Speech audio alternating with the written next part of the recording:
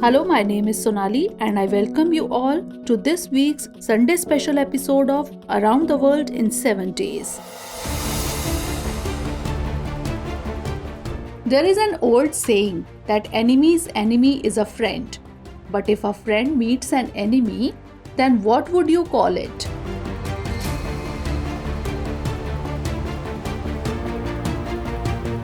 Obviously, you will be forced to think.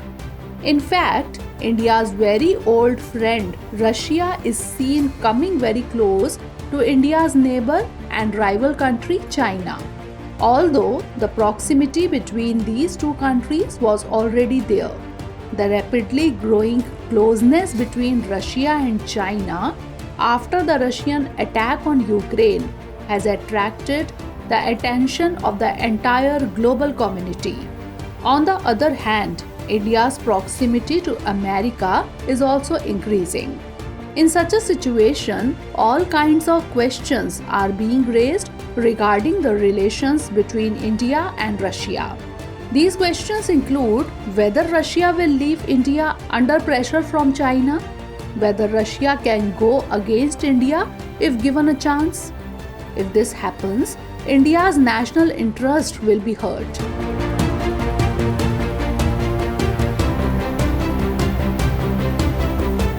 In today's episode, we will find answers to all these questions, so let's begin. In fact, if the growing relations between Russia and China are widely discussed, the Ukraine crisis is the biggest reason for this. China's partnership with Russia has further strengthened since the attack on Ukraine. One of the reasons for this is that China is confident that America and its allies went to stop this attack. On the other hand, the bitterness in China-America relations is not hidden from anyone.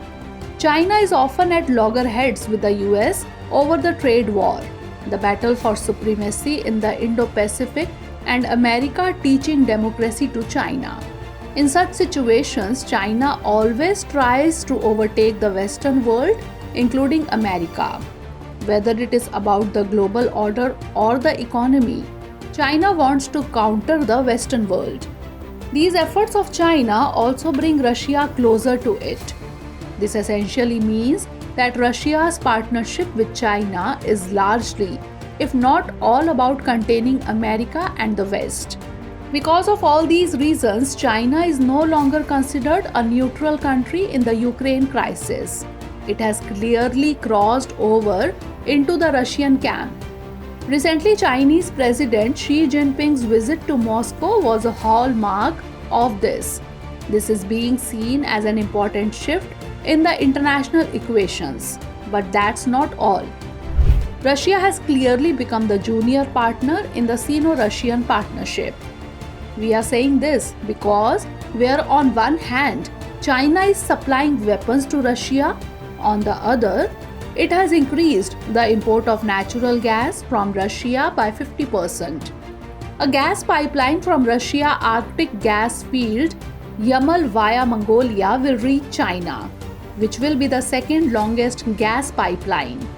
It is being named Power of Siberia 2. With Russia, China wants to further strengthen energy security through energy partnership, which is very important for the strategic partnership. Due to all these reasons, Russia seems to be becoming China's junior partner in the Russia-China partnership. In previous episodes as well, we have emphasized the fact that Russia is starting to look small in front of China. Due to this, it seems that China may limit Russia's relationship with India. China can also influence and possibly limit the defense relations between India and Russia. China's move to the Russian camp on the Ukraine crisis is also worrying for India because India has always taken a neutral stand on the matter. Experts say that the way in which Russia openly came in support of India in the Bangladesh Liberation War of 1971, India has not been reciprocal when it comes to Russia's conflict with Ukraine, while China is openly supporting Russia. In such a situation, when it comes to choosing between India and China, Russia is more likely to give greater importance to China than India. On the other hand, in terms of arms, China is clearly a far more important customer for Russia than India.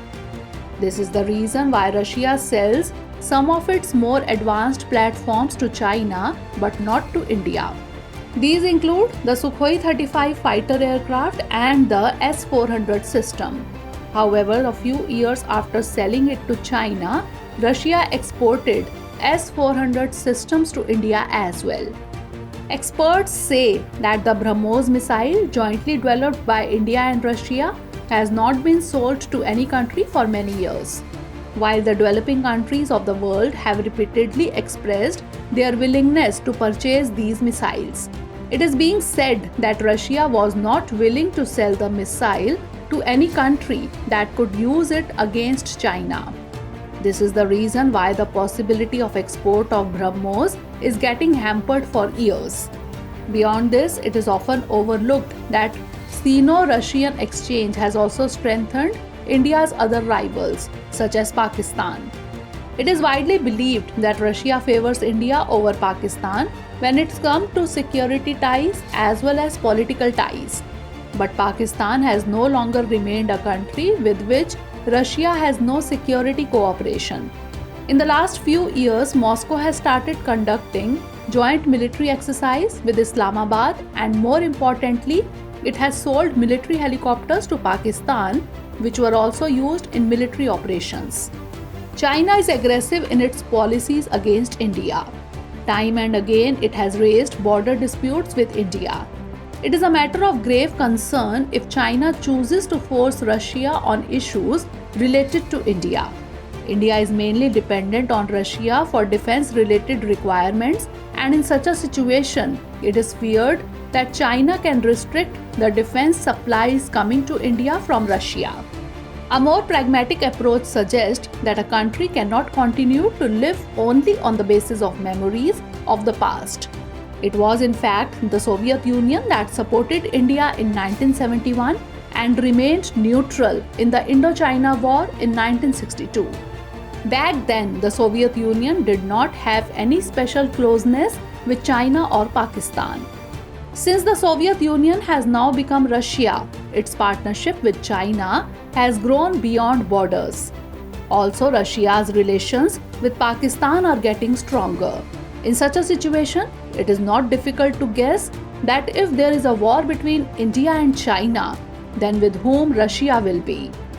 With the changing world order, India needs to understand that whatever China is doing in the Middle East, it doesn't want India to play a dominant role.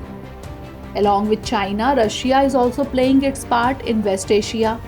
In such a situation, India will have to decide its own strategy. How India's diplomacy plays out in the changing global order will be a matter to be seen. Now it's turn for this program's Sunday special segment, in which we will talk about other important international news. Recently, the Prime Minister of Australia, Mr. Anthony Albanese, presented the country's Defence Strategic Review report. It sets out a blueprint for Australia's strategic policy, defence planning and resources for the coming decades. Releasing the review, Prime Minister Anthony said Australia would enhance its ties with India and Japan in the Indo-Pacific. This will be done in view of the aggressive actions of China. However, the public version of the final report does not describe China as a direct military threat to Australia. But it has been said that China's sovereignty claim over the disputed South China Sea threatens the global rule-based order in the Indo-Pacific region, which may adversely affect Australia's national interests. In a meeting of the United Nations, representatives of Western countries, along with the head of the United Nations, condemned Russia's top diplomat. They have accused Russia of violating the United Nations Charter by invading Ukraine and occupying its territories. At the same time, while defending the allegations against his country, Russian Foreign Minister Sergei Lavrov has accused America and its allies of undermining global diplomacy. Global diplomacy, according to Lavrov, was the foundation of the United Nations, which was created to prevent a third world war. Apart from this, the Secretary General of the United Nations General Assembly, Antonio Guterres, has called the cooperation between the member states of the United Nations the beating heart and guiding vision of the organization.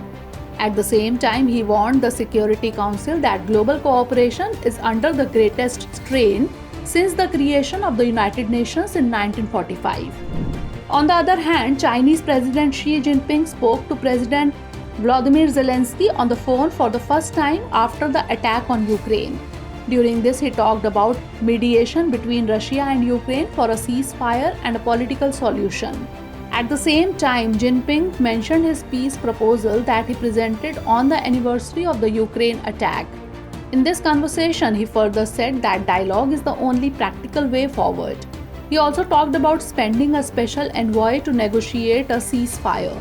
In addition, without mentioning Russia, Jinping told Zelensky that he hoped all parties would seriously consider the Ukraine crisis. Together, the parties will seek, through dialogue, ways to bring lasting peace and security to Europe. So that was all in today's episode. See you again in the next episode. But before that, let's note down the question based on today's story. Will Russia leave India's side because of growing relations with China? Explain in the context of the changing global order.